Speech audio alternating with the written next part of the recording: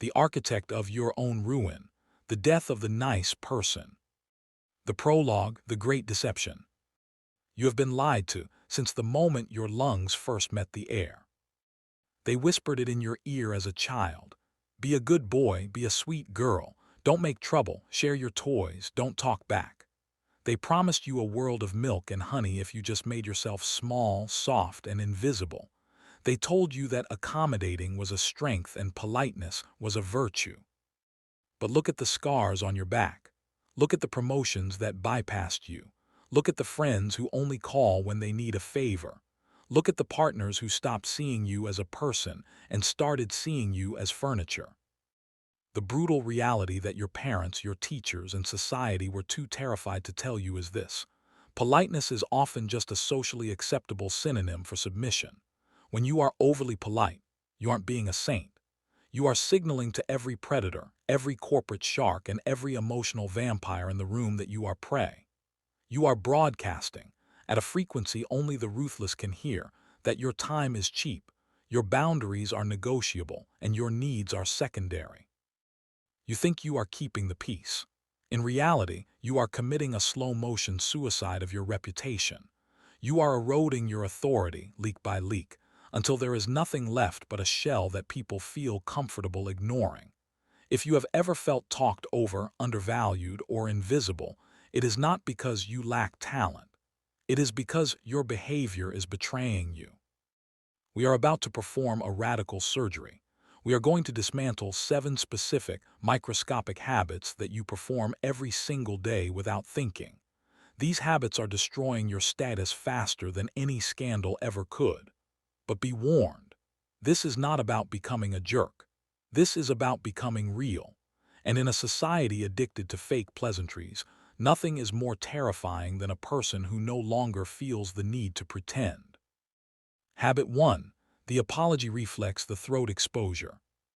It's a rainy Tuesday. Someone staring at their phone slams into you on the sidewalk. What is the first word out of your mouth?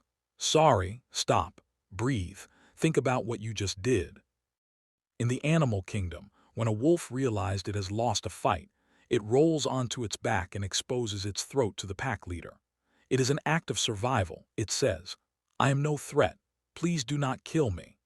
Every time you apologize for something that is not your fault, you are exposing your throat. You are apologizing for the crime of taking up space, for the inconvenience of having a body, for the audacity of existing in the same physical dimension as someone else. Think about the economics of language. An apology is a social debt. It is a payment you make to balance the scales. But if you apologize when you are not guilty, you are paying a debt you do not owe. You are devaluing your own currency. If you are sorry for the rain, sorry for the traffic, and sorry for asking a question, your sorry becomes worthless. When you actually make a real mistake, your apology has the weight of a feather because you've already spent your entire budget on nothing. The dark psychology: people do not respect those who lower themselves. They despise them. There is a concept called dominance complementarity. If you act submissive, the other person's brain is literally wired to instinctively act dominant.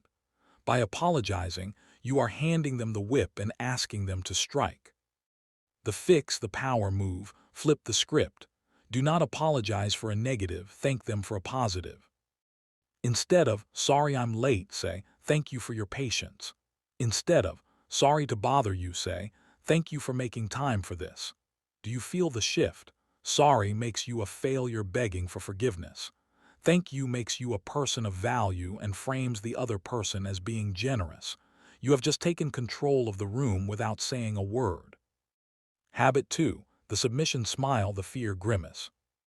Imagine this: a client says something blatantly rude to you, or your boss criticizes you for a mistake they actually made. You feel the rage. You feel the injustice. But what is your face doing? You are wearing a tight, nervous plastic smile. This is the #1 killer of reputation. Why do we grin when we are being insulted? It is the thrown response. In evolutionary psychology, this is the fear grimace. When a primate is terrified of a larger, more aggressive male, it pulls its lips back to show its teeth. It's not a smile of joy, it's a signal of harmlessness. It says, "I am terrified, please don't hurt me." When you smile while being disrespected, you are rewarding the aggressor. You are telling their reptile brain that their bad behavior is acceptable. You are training them to treat you like dirt by giving them a happy reaction every time they step on you. This creates a terrifying cognitive dissonance. People see your eyes, which are angry or scared, and your mouth, which is smiling. This makes you look untrustworthy, weak, and slightly manic. To fix the stone wall, you must reclaim your face. The next time someone is rude, do not smile. Do not get angry either. Anger is a reaction, and reaction is weakness. Instead, perform the deadpan stare. Relax every muscle in your face. Look them directly in the eyes. Say nothing. Let the silence stretch until it becomes unbearable for them. By removing the emotional payoff of your smile, you force them to sit in the cold, hard vacuum of their own rudeness. You will see them stutter. You will see them squirm. That is the moment you win. Habit 3. The over-sharing justification, the J.A.D.E trap. You're invited to a party you don't want to go to, or someone asks for a favor you can't fulfill. You say no, but you don't stop there. You launch into a 20-minute monologue. "Oh, I'd love to, but my cat has a cough, and my car is making this weird clicking sound, and honestly, work has been so crazy, and I haven't slept." You are vomiting words. In dark psychology, this is called J.A.D.E. Justify, argue, defend, explain. This is a trauma response. It comes from a childhood where no was never enough. You had to provide a lawyer-level defense just to have a boundary. But in the adult world, over-explanation is a death sentence for your status. When you give a list of reasons, you aren't being polite, you are handing them ammunition to negotiate with you. If you say, "I can't come because I'm busy Tuesday," they say, "How about Wednesday?" You've turned a decision into a negotiation. The dark psychology, over-explaining signals guilt. It tells the world that you don't believe you have the right to say no. You are asking for their permission to have a life. The fix, the executive no. High-status individuals do not explain. A CEO doesn't write an essay on why they're declining a meeting. They just decline. "I can't make that work." "No, that doesn't fit my schedule." And then this is the hardest part: stop talking. Do not fill the silence. That silence is where your power lives. Your reasons belong to you. You are not on trial. Habit 4. The "does that make sense" virus. You've just finished explaining a complex plan. You've been brilliant. Then you finish with, "Does that make sense?" With 4 words, you just set your credibility on fire. Think about the subtext. You are saying, "I am a terrible communicator and I probably just spoke gibberish," or "I think you are too stupid to understand basic English." It is an assurance-seeking behavior. It reveals a deep, trembling insecurity. You aren't asking if the content is clear. You're asking if you are okay. Imagine a surgeon, right before they put you under, saying, "I'm going to make an incision in the pericardium to relieve the pressure. Does that make sense?" You would rip the IV out of your arm and run for your life. Why? Because a leader assumes clarity. A leader knows their words have weight. The fix, the collaborative flip. Delete that phrase from your brain. If you need to check for understanding, flip the dynamic from seeking validation to inviting collaboration. Instead of, "Does that make sense?" ask, "What are your thoughts on that?" Or "How does that align with your perspective?" This keeps you in the driver's seat. It treats the other person as a peer, not a confused student. Habit 5. The yes addiction, pathological agreeableness. We live in a culture that worships the yes man. The person who is always available, always down for a quick chat, always ready to take on one more project. You think being the go-to person makes you indispensable. Actually, it makes you invisible. Think about basic economics. Scarcity creates value. Gold is valuable because it is rare. Air is vital for life, but it is free because it is everywhere. By saying yes to everything, you have become air. People use you to breathe, but they never thank you for it. They take you completely for granted. Psychologists call this pathological agreeableness. It's driven by a fear of abandonment. You believe that if you say no, people will stop liking you. But the dark truth is that this breeds hidden resentment. You say yes with your mouth, but your soul screams no. That bitterness rots you from the inside out, and people can smell that fake enthusiasm from miles away. The fix, the scarcity model. You must manufacture scarcity. Even if your calendar is empty, do not be immediately available.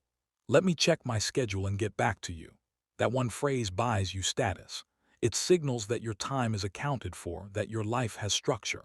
Start saying no to the small, meaningless things so you have the energy to say yes to the big ones. Stop setting yourself on fire to keep others warm. They won't mourn your ashes, they'll just look for more wood to burn. Habit 6. The just virus linguistic castration. Go to your email sent folder right now. Search for the word just. I just wanted to follow up. I just have a quick question. I'm just checking in. This tiny, four-letter word is the most destructive virus in the English language. It is the verbal equivalent of walking into a room with a "kick me" sign on your back. We use it to soften the blow. We use it to make ourselves smaller so we don't seem aggressive. But just translates to, I know my existence is an annoyance to you, so I'm going to minimize my request to a microscopic level so you don't get mad at me. This is hedging. It signals that you don't believe in what you are saying, and if you don't believe in yourself, why should anyone else? The fix, the just detox. For the next 7 days, delete the word just from every text and email. It will feel aggressive. Your brain will scream at you that you're being rude. Instead of, I just wanted to see if you finished the report, right? I am checking on the status of the report. It isn't rude, it's clear. Leaders don't just want a moment. They take it because they know their time and yours is valuable. Habit 7. The self-roast ritual marketing incompetence. This is the final nail in the coffin. You make fun of yourself to seem approachable. Oh, don't mind me. I'm a total disaster today. I'm so bad at math, I can't even count to 10. I'd lose my head if it wasn't attached to my shoulders. You think this makes you humble and charming. It doesn't. It makes you a liability. There are two dark mechanisms at play here. First, confirmation bias. The human brain is lazy, it wants to categorize you quickly. When you tell people you are a disaster, you are giving them the label to slap on your file. Once that label is there, they will filter everything you do through it. If you drop a pen, they'll think, see, they said they were a mess. Second, forced emotional labor. When you insult yourself, you force the other person into an awkward social contract. They have to disagree with you. They have to say, no, you're great. You aren't being modest. You're fishing for validation and trapping your colleagues in a script where they have to fix your insecurity. It is exhausting. Eventually, they will stop arguing. Eventually, when you say, I'm a mess, they will just nod. And that is the day your career dies. The fix, the dignified ownership. Kill the self-roast. If you make a mistake, own it, fix it, and move on. Do not turn a temporary error into a permanent character trait. I made an error on that slide. It's corrected now. No drama, no self-flagellation. Separate your behavior from your identity. The final revelation, the shadow and the sword. Why have you been doing these 7 things? Why have you been apologizing, smiling, and shrinking? Because you are terrified of your own shadow. Carl Jung taught that every human has a dark side, a place where our aggression, our power, and our capacity for danger live. Society taught you that this part of you is evil. They taught you that anger is bad and being nice is the only way to be good. They were wrong. There is a profound, uncomfortable truth that most people will never have the courage to tell you. You cannot be a good person if you are not a dangerous person. If you are harmless, if you are incapable of saying no, incapable of conflict, and incapable of defending your boundaries, you are not virtuous. You are just weak. A rabbit is not moral because it doesn't eat the wolf. It can't eat the wolf. True virtue, true power, and true respect come from having the capacity for mayhem, the capacity for aggression, and the capacity to be rude when necessary, and then keeping that power under voluntary control. That is what it means to be a gentle man or a gentle woman. You must have the power to be a monster, otherwise gentleness is just a fancy word for your shackles.